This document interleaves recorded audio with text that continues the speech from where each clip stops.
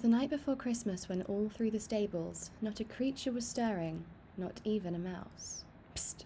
Mouse, no stirring. The empty licket was hung by the window with care in hopes that St. Nick would soon be there. Ringo was settled all snug in his bed while visions of polos danced around in his head. When out on the yard there arose such a clatter, he sprung from his hay to see what was the matter.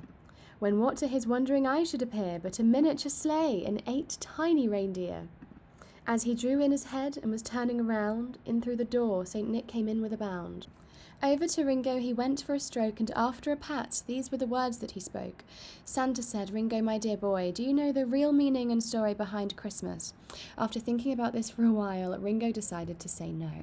Santa then told Ringo to get comfortable while he told him a story, the story of Christmas and the true story of the birth of Jesus Christ. Ringo listened to Santa tell his story, and this is how Ringo envisioned Santa's words.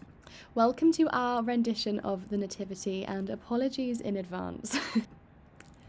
In Nazareth, about 2,000 years ago, the angel Gabriel visited Mary and told her she would be having a baby. The baby would be named Jesus and would be the Son of God.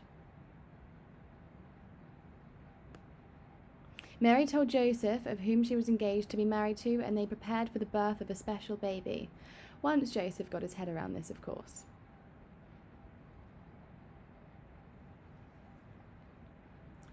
After the angel Gabriel's visit, Mary and Joseph set off to Bethlehem to pay their taxes.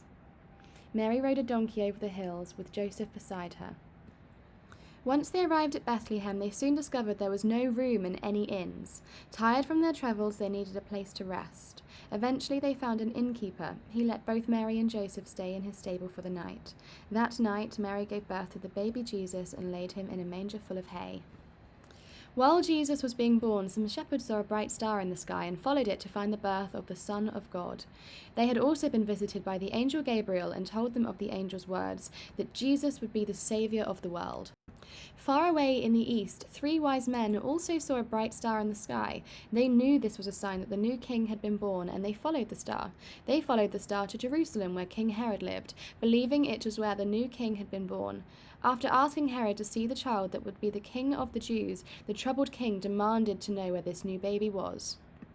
Once the 3 wise men had found the baby Jesus and his parents, they gifted Jesus 3 gifts: gold, frankincense, and myrrh.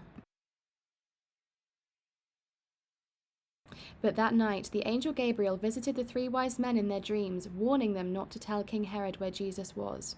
They did not return to the palace. King Herod began searching for the baby Jesus. He ordered that every baby boy in Bethlehem should be killed. That night Joseph had a dream where the angel told him to take his wife Mary and newborn son Jesus to Egypt for safety. Once reaching Egypt, they were safe and away from King Herod. After telling Ringo the story, Santa patted Ringo and said, "Now close your eyes, Ringo, and drift off to sleep, for when you awake there will be presents for you to keep. Polos and carrots, lickets and treats, maybe even a saddle pad, but I know you prefer sweets." With this he was out of the door, calling as he vanished out of sight, "A Merry Christmas to all, and to all good night."